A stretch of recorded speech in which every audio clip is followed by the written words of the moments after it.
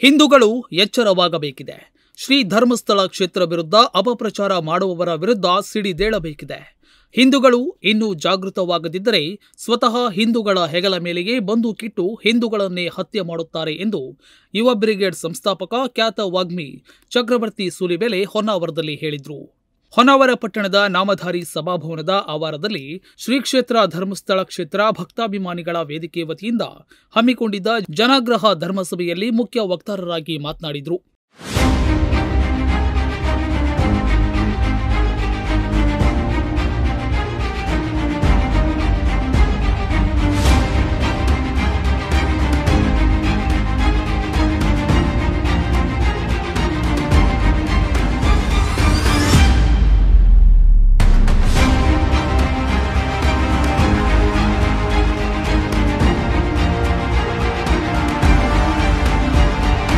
ಇಂಥವರನ್ನು ಬೀದಿಯಲ್ಲಿಟ್ಟು ಬಡಿಯಲಿಲ್ಲವಾದರೆ ಅಪಪ್ರಚಾರ ಇನ್ನೂ ಮುಂದುವರಿಯುತ್ತದೆ.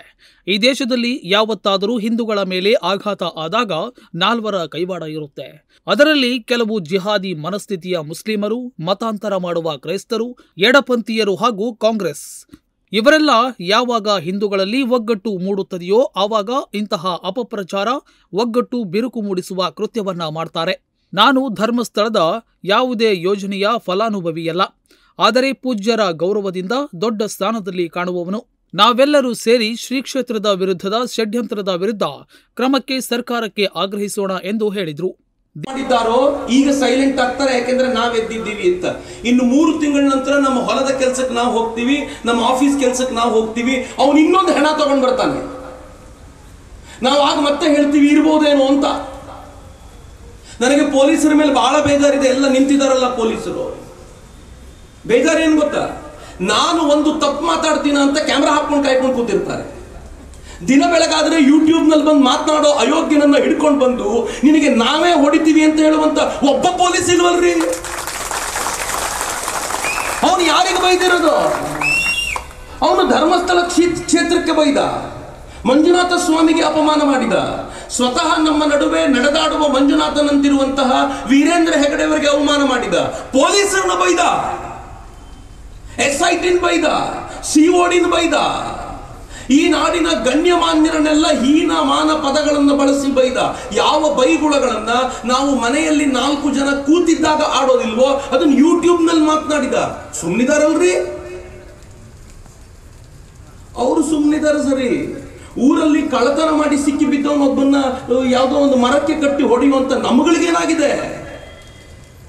ನಿನ್ನ ಮನೆಗೆ ಬರ್ತೀವಿ ಕಣೋ, ಇನ್ನೊಂದು ಮಾತಾಡು, ನಾಲ್ಗೆ ಸೀಳ್ತೀವಿ ಅಂತ ಹೇಳೋದು ಒಬ್ಬನಿಲ್ವಲ್ಲ ಸಮಾಜದಲ್ಲಿ.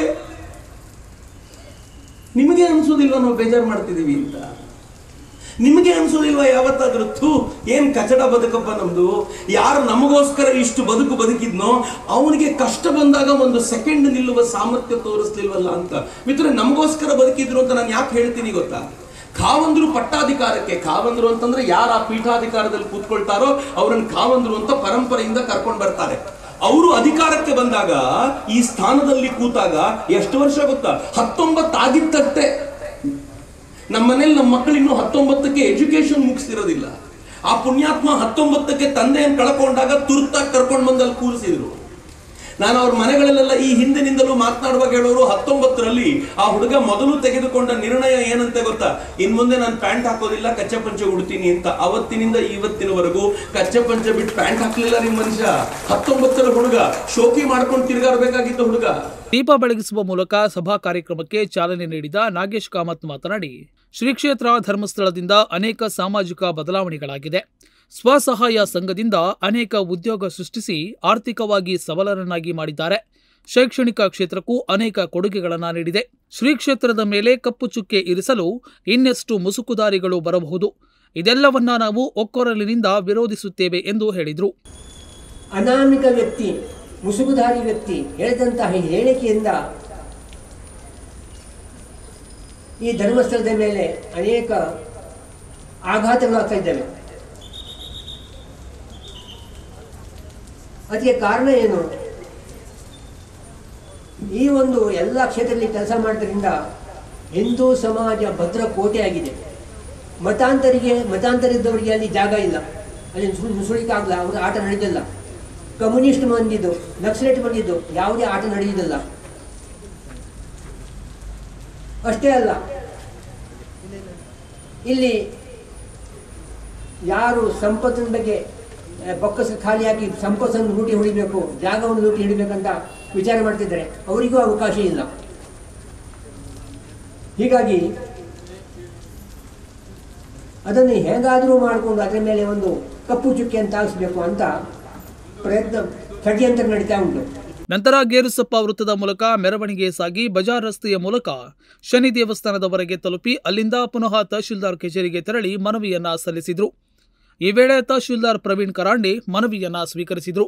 ಇತ್ತೀಚಿನ ಕೆಲವು ದಿನಗಳಿಂದ ದಕ್ಷಿಣ ಕಾಶಿ ಎಂದೇ ಹೆಸರುವಾಸಿಯಾದ ಸಮಸ್ತ ಹಿಂದೂ ಧರ್ಮದ ಶ್ರದ್ಧಾ ಕೇಂದ್ರವಾದ ಸತ್ಯ ಹಾಗೂ ಧರ್ಮ ಕ್ಷೇತ್ರವೆಂದೇ ಪ್ರಸಿದ್ಧವಾದ ಧರ್ಮಸ್ಥಳ ಶ್ರೀ ಮಂಜುನಾಥ ಸ್ವಾಮಿ ಹಾಗೂ ಧರ್ಮಾಧಿಕಾರಿಗಳಾದ ಶ್ರೀ ವೀರೇಂದ್ರ ಹೆಗ್ಗಡಿಯವರ ಕುಟುಂಬದ ತೇಜೋವಧಿ ಮಾಡುತ್ತಾ ಸುಳ್ಳು ಆರೋಪಗಳನ್ನು ಹೊರಿಸುತ್ತಿದ್ದು, ಇವೆಲ್ಲವೂ ನಿಗೂಢ ಪಿತೂರಿ ಎಂದು ಮೇಲ್ನೋಟಕ್ಕೆ ಕಂಡುಬರುತ್ತಿದೆ.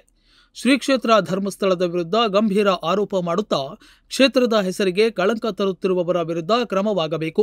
ವಿಳಂಬ ಮಾಡದೆ ಸರ್ಕಾರ ಈ ವಿಚಾರವನ್ನು ಅತ್ಯಂತ ಗಂಭೀರವಾಗಿ ಪರಿಗಣಿಸಿ ಸೂಕ್ತ ಮತ್ತು ಶೀಘ್ರ ತನಿಖೆ ನಡೆಸಿ ಅಪರಾಧಿಗಳಿಗೆ ಅತ್ಯಂತ ಕಠಿಣ ಶಿಕ್ಷೆಯನ್ನ ವಿಧಿಸಬೇಕು.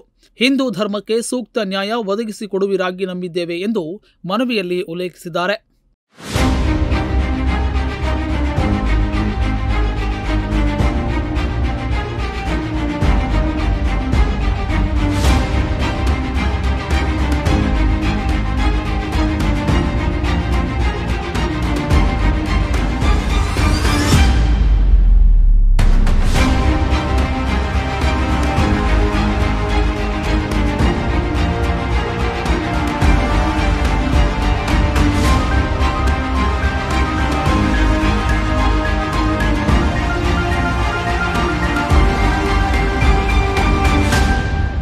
ಈ ವೇಳೆ ಬಿಜೆಪಿ ಜಿಲ್ಲಾಧ್ಯಕ್ಷ ಎನ್ಎಸ್ ಹೆಗಡೆ, ಪಟ್ಟಣ ಪಂಚಾಯತ್ ಅಧ್ಯಕ್ಷ ವಿಜಯ್ ಕಾಮತ್, ಬಿಜೆಪಿ ಮಂಡಲಾಧ್ಯಕ್ಷ ಮಂಜುನಾಥ್ ನಾಯ್ಕ್, ಜಿಜಿ ಶಂಕರ್, ಶ್ರೀಕಾಂತ್ ನಾಯ್ಕ್, ರಾಜು ಭಂಡಾರಿ, ಸಂಜು ಶೇಟ್, ಗಣಪತಿ ನಾಯ್ಕ್ ಬಿಟಿ, ಯೋಗೀಶ್ ಮೇಸ್ತಾ, ಹರಿಶ್ಚಂದ್ರ ನಾಯ್ಕ್ ಸೇರಿದಂತೆ ಹಿಂದೂ ಪರ ಸಂಘಟನೆಯ ಪ್ರಮುಖರು, ಧರ್ಮಸ್ಥಳ ಕ್ಷೇತ್ರ ಭಕ್ತಾಭಿಮಾನಿಗಳು ಸಾವಿರಾರು ಸಂಖ್ಯೆಯಲ್ಲಿ ಪ್ರತಿಭಟನೆಯಲ್ಲಿ ಪಾಲ್ಗೊಂಡಿದ್ದರು. ನಾಗರಾಜ್ ನಾಯ್ಕ್, ನುಡಿಸಿರಿ ನ್ಯೂಸ್, ಹೊನ್ನಾವರ.